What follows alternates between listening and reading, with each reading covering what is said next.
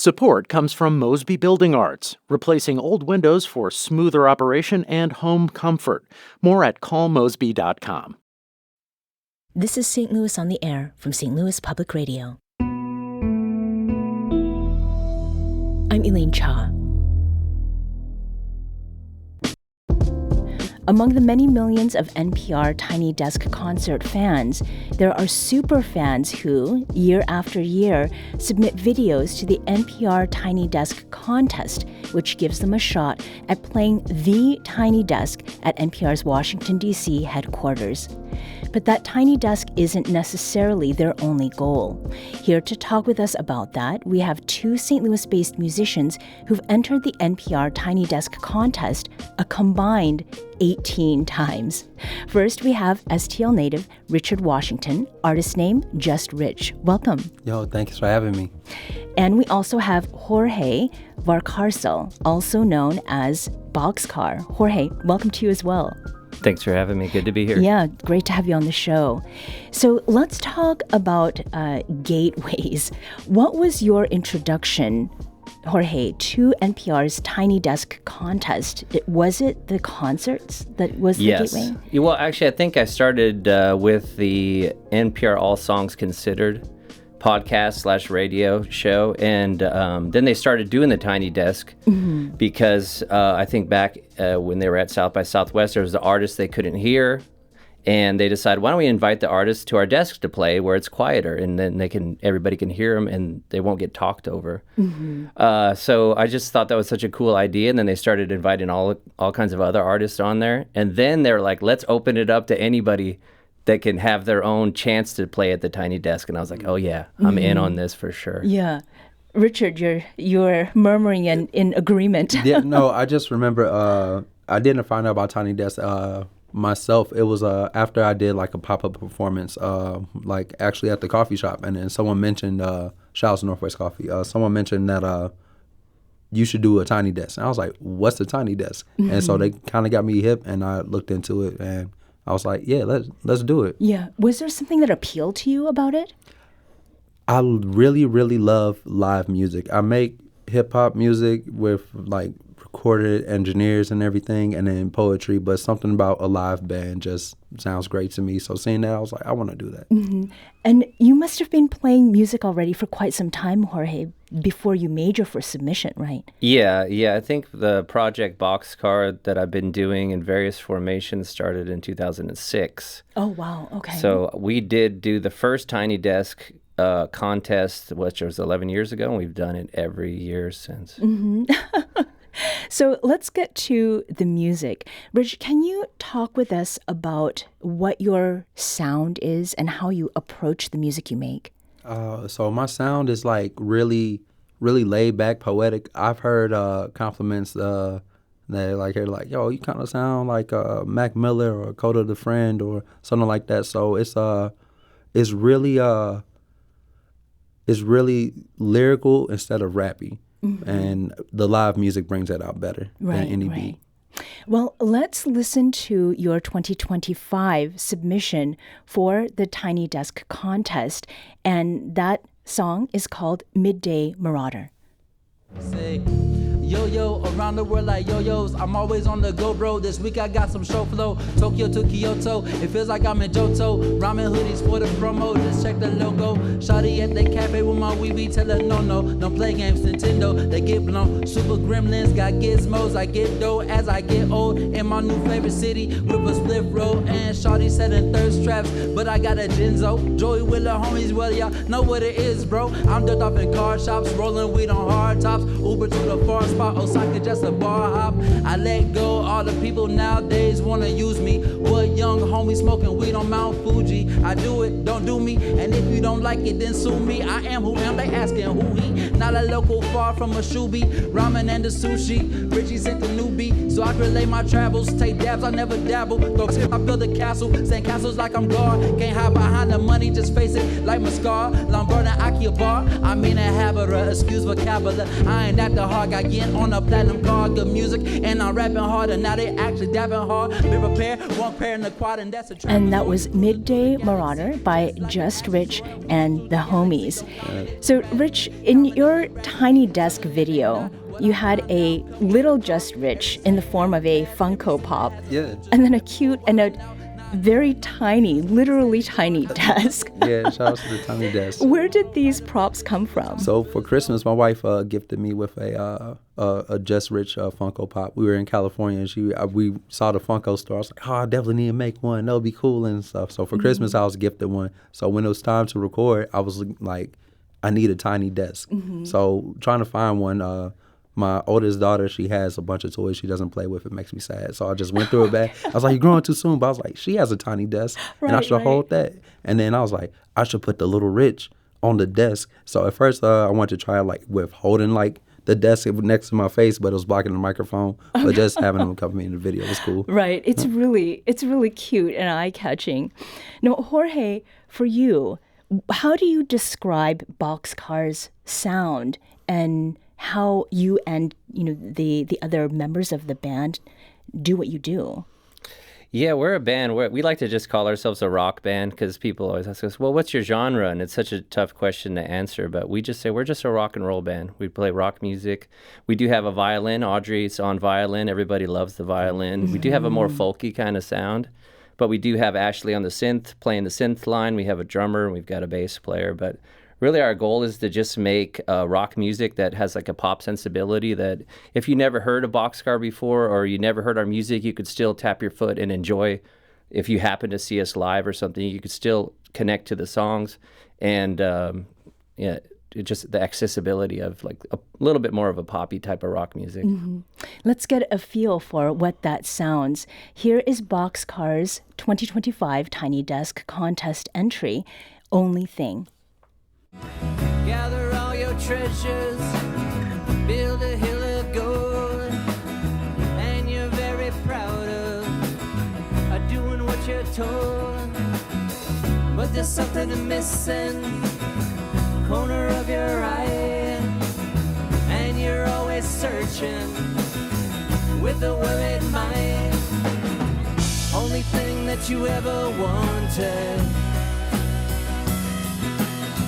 only thing that you ever needed, only thing that you ever wanted, only thing that you ever needed.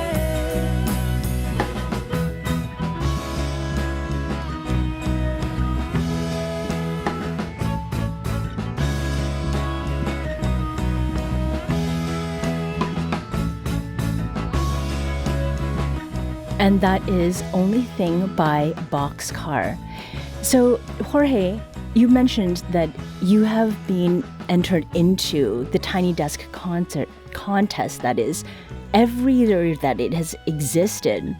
Yep. How have your entries changed over the years?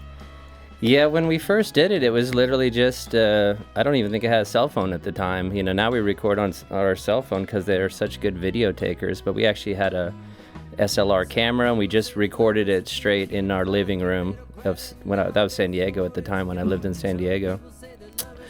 And over the years, I've taken like audio engineering classes, and over the years, I like to think that they sound a little bit better and a little bit fuller every single year as I've learned more about audio production. And for the last couple of years, it's been with the wonderful band that I have here in St. Louis, which is like the best band I've ever played with. So hopefully it just sounds better than ever. Yeah. And taking it back, you mentioned San Diego. You have lived in different places over the years, and I noticed that in 2018, your entry was done in a house. And it very clearly to me, an apartment, said, oh, this is a St. Louis home. The placement and the size of the windows and the hardwood floors. There was a metal rooster on the floor.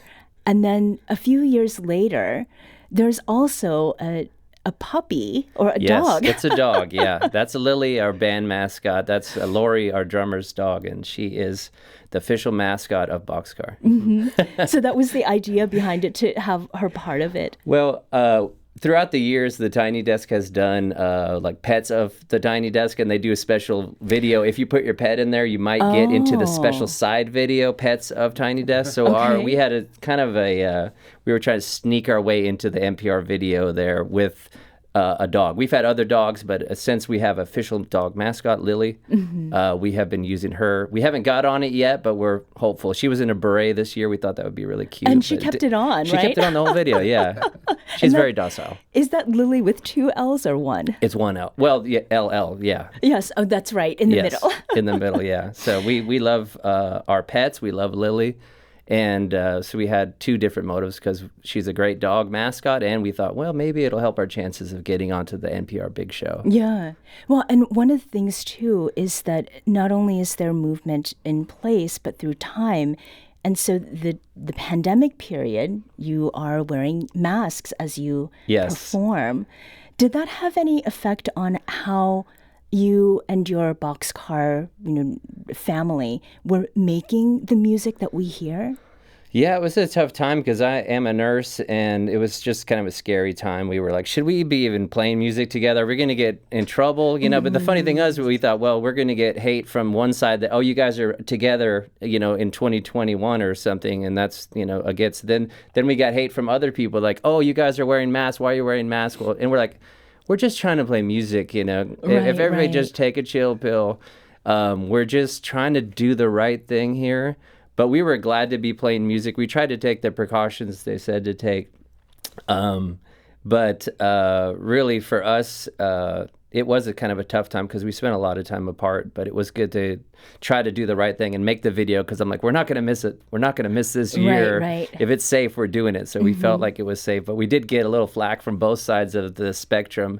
But we're just glad that we were able to make music. Right, and you're still here, so that's great. Yes, yeah. Now, Rich, your first submission happened in 2018, and it was at Northwest Coffee Roasting. I feel proud that I recognized that as the venue. The differences in the submissions that you made over the years and the people who were involved.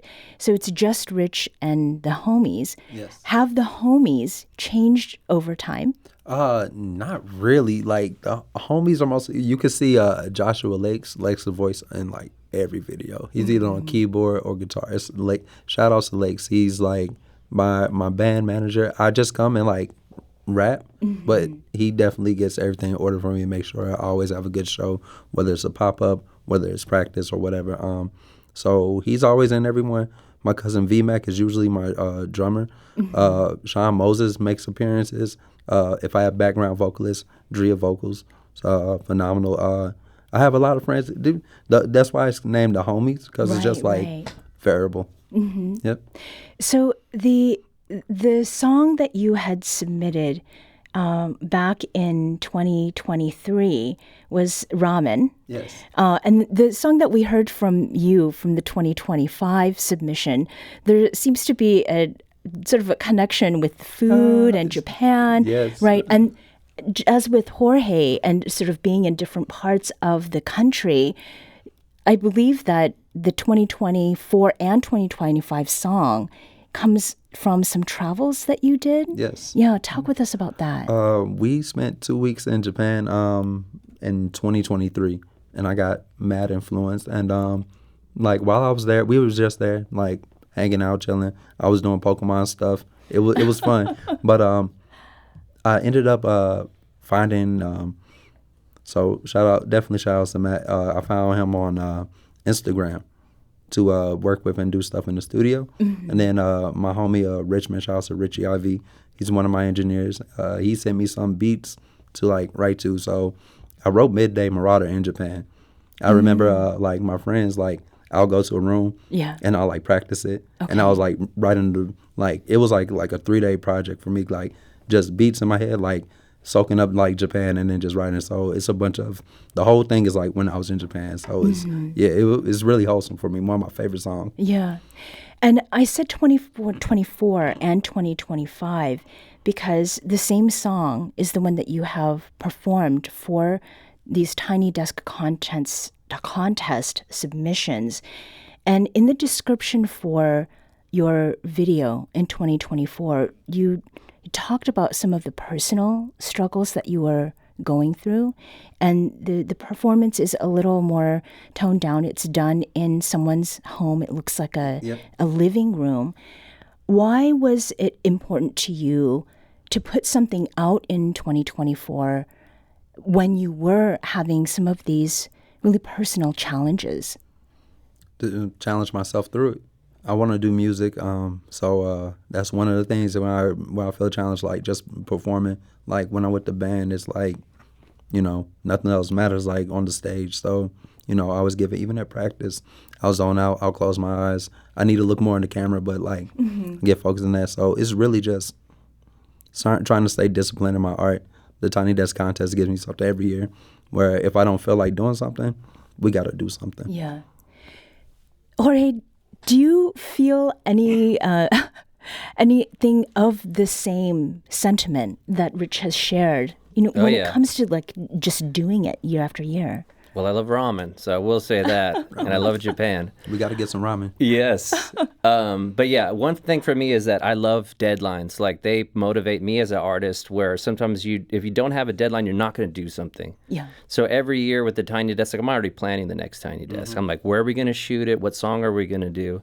For me, it's a motivating factor. I get excited, and I try to like bring people into that too, because I try to get my friends to do their Tiny Desk too. I'm like, let's shoot it. I'll do it. I'll help you out. I'll video it. Right, I'll do the audio. I'll play bass in there. So I've actually been, I counted up, I've actually been in 20 Tiny Desks because I was in a bunch of 9 other people's Tiny Desks, or I did the audio for them. So I'm all about setting that yearly deadline and trying to do as much that I can in that period, because it brings people together, and it's just a fun activity. Yeah.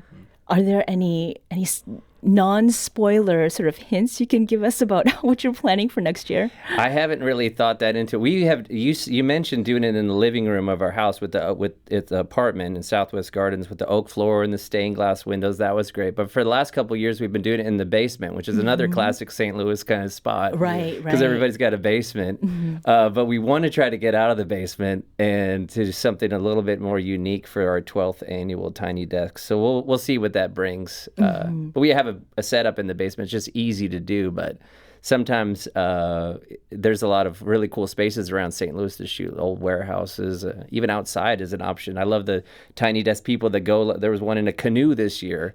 There was some wild. I did not see that. They do another one where it's like Tiny Desks in the wild. They're called. It's people that shoot their Tiny Desk video outside. So I'm like, it's another way to maybe sneak onto the Tiny Desk. Right. So, other than the push or the motivation to do this in order to develop your artistry, do you enter every year hoping to win, Rich? You're missing every shot you're not taking.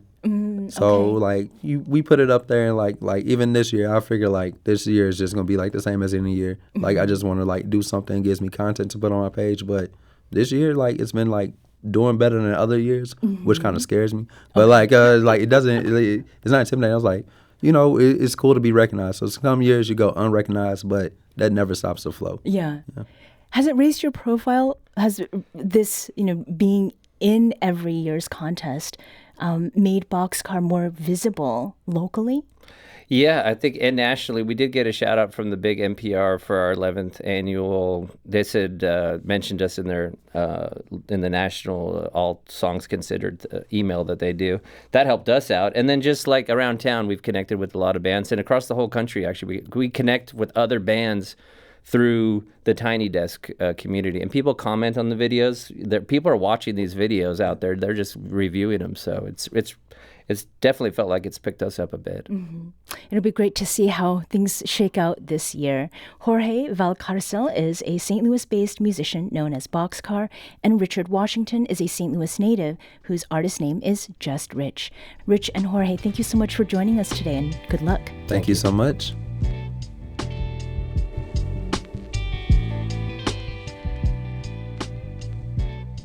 This episode was produced by Maya Norfleet. And by Elaine Shaw.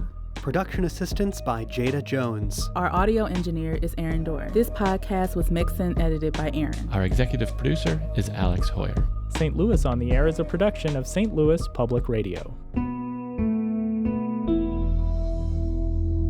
Understanding starts here. Do you find yourself regularly listening to episodes of St. Louis on the Air? Suggest us to a friend you think might enjoy our conversations, and leave us a review and rating on Apple Podcasts on the App Store. It's the simplest way to help people discover our show. Thank you. St. Louis Public Radio is a member-supported service of the University of Missouri St. Louis.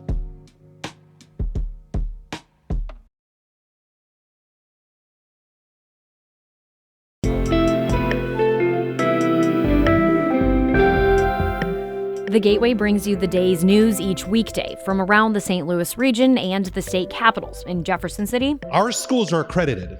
We don't need this bill. And Springfield. How many more years must pass before lawmakers see time is of the essence? I'm Abby Larico. Join me each weekday for The Gateway on the STLPR app or wherever you get podcasts.